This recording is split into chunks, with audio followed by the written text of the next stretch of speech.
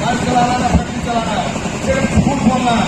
जैसे 5 साल पहले बोल करके चला गया, अब यहाँ करता क्या आजाद संहिता था, इसलिए नहीं बोला गया। आजाद संहिता फैक्ट्री के लिए टिकट हुआ, लेकिन धर्म करेगा में आजाद संहिता नहीं था क्या? सब झूठ बोलने का शुरू से आ रहा था, झूठ होता रहा है।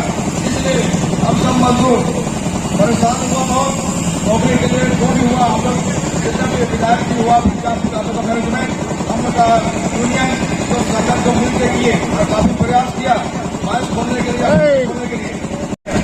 इसलिए बात में होकर हम लोग फिर से उम्मीद करते हैं कि झारखंड मुक्ति मोर्चा इंडिया गठबंधन के बहनों के लिए पेंशन करता है, तो मुझे भी माँ बहनों का पेंशन बनाने वाले, अगर महिलाओं की सुरक्षा का बात करते हैं, अगर पेंशन से परेशान लोगों के बारे में बात करते हैं, अगर यहाँ के मजदूरों को मजदूरी दिलाने का बात करते हैं, यहाँ के महीन बुलाने की बात करता है, यहाँ के फैक्ट्री बुलाने की बात करता है, अगर तो इससे लोगों को तानाशाही सरकार द्वारा जेल में डाल दिया जाता है। तो मजदूर भाइयों, मेरे बहनों, आप सब लोग अपने पुराने तकलीफ को समझना होगा। अगर ये फैक्ट्री राज्य सरकार के हाथ में होती तो इस तरह का हालत कभी नहीं होता, क्योंकि दो तरह का विचारधारा चलता है।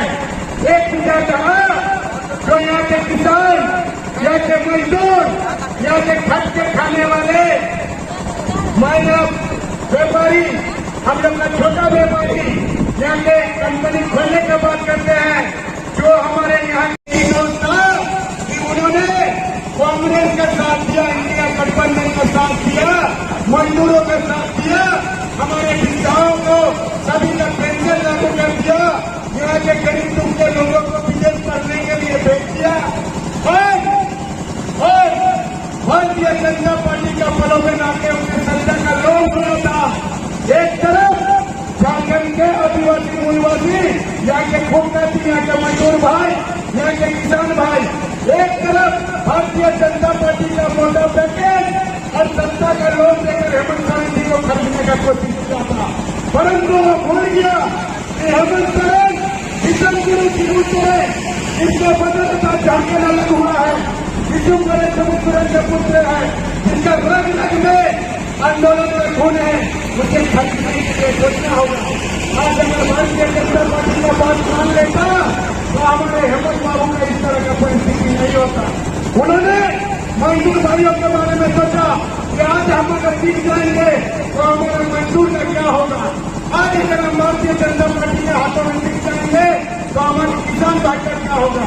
आज अगर हम जीत जाएंगे भारतीय जनता पार्टी के हाथों में तो हमारे महिलाओं की सुरक्षा का क्या होगा। आज इन्हीं बातों को लेकर हेमंत बाबू को जेल का हमारे रास्ता दिखाना पड़ा, जिस केस में आज तक किसी तरह का प्रमाण नहीं हुआ। तो मेरे मजदूर भाइयों, हमारे भेड़िए भाई, हमारे कमलदास जी, आप सभी मजदूर भाइयों से आग्रह है कि जो मजदूर हित में बात करेगा वही देश में राज करेगा। तो इस तानाशाही सरकार को हम लोग पिछले 5 साल से देख रहे हैं। कंपनी बंद हो गया, कंपनी का हॉस्पिटल का दिमाग टूटा है, लेकिन ऐसा आएगा कि ये कंपनी का फैक्ट्री बंजर दिखेगा अगर भारतीय जनता पार्टी को वोट दिया, और हम लोग मजबूर हो जाएंगे अपना हत्या करने के लिए। हमारे गेहूं के बीच का ऊपर अत्याचार होगा, हमें बलिदान करने में मजबूर होना पड़ेगा। या अगर आप लोग इस तरह से तीसरी देखना चाहते हैं तो आप भारतीय जनता पार्टी को वोट देंगे। अगर इस तरह का तीसरी से विरोध करना चाहते हैं, हमारे देश मानवीयों की सुरक्षा चाहते हैं, हमारे मजदूरों का रोजगार करते हैं, तो इंडिया गठबंधन के प्रत्याशी सभी महात्मा को वोट देंगे और मुझे दिल्ली भेजने का काम करेंगे। विधायक हमारा, राज्य का मुख्यमंत्री हमारा, अगर हमारा बात, हमारा इच्छा शक्ति, अगर हम लोग सभी मंत्री के द्वारा हमारे बड़े भाई गठबंधन के प्रत्याशी दिल्ली भेजते हैं तो निश्चित रूप से माइंस की बातें होगी, फैक्ट्री की बातें होगी। आपने देख लिया हमारे भारतीय जनता पार्टी के यशस्वी प्रधानमंत्री के बाद उन्होंने आया, ना तो हिस्से का बात किया, ना तो घासिया का बात किया। बारे बार कामा लेते समय घासिया, कामा लेते समय आपको शिक्षा है, और जनता को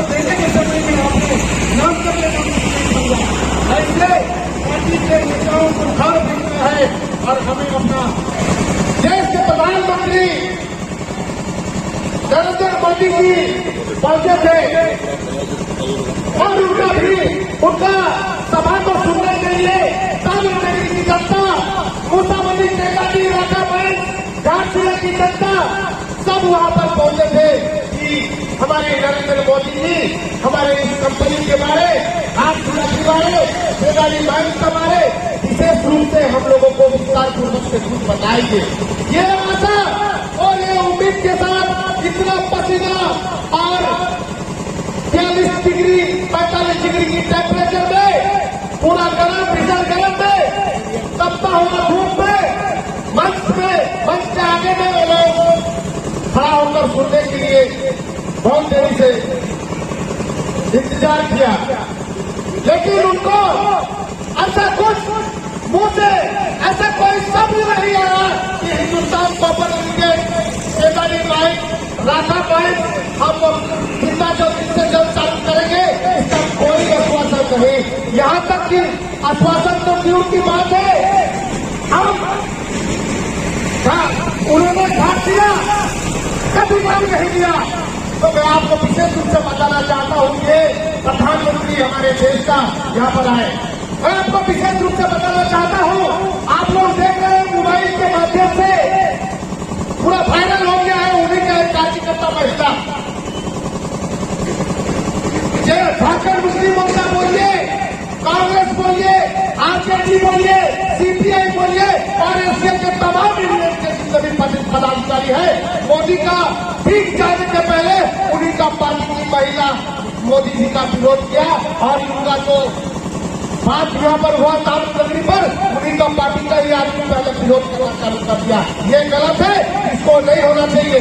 मोदी जी को हम लोग पॉइंट के लिए है, केलाली के लिए है। अगर हमारे कंपनी के बारे में सब कोई नहीं बोलेगा तो याद रखिए वो साथी को वोट भी नहीं मिलेगा। यहाँ से मजदूर साथी आपको ये बात बता देना चाहता हूँ। अरे हम आपके क्षेत्र में कल्याण में अगर हम रोजगार का काम करेंगे, हर चीज करेंगे तो हमारा भी अधिकार बनता है कि आपको हमारे इस मिट्टी में आकर आपको एक शब्द बोलना चाहिए था तामिलनाडु के बारे में। तो ज्यादा दिन नहीं है, 25 तारीख बहुत दूर नहीं है और 2 दिन की बात है। आने वाला दिन यहाँ की विद्युत वर्मा जी जो वर्तमान सांसद जी है को बता दिया जाएगा कि तामिलनाडु का जनता का क्या हाथ है और क्या बुलंद है, वो क्या कर सकता है। ये 25 तारीख को बता दिया जाएगा और 4 तारीख को इसका रिजल्ट भी उनको मालूम चल जाएगा। उन्होंने जो खिलवाड़ किया तामिलनाडु की जनता के साथ वो आपको 4 तारीख को समझ में आएगा।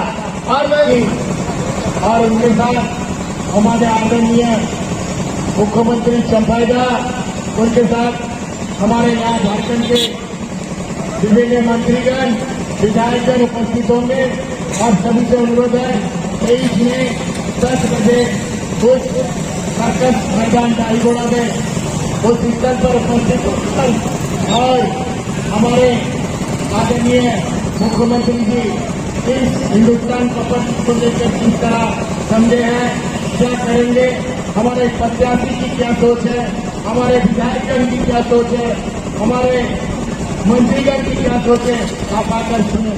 धन्यवाद। इसी के साथ इस कंपनी के इस नुक्कड़ सभा का समाप्त करते हैं। आप सभी को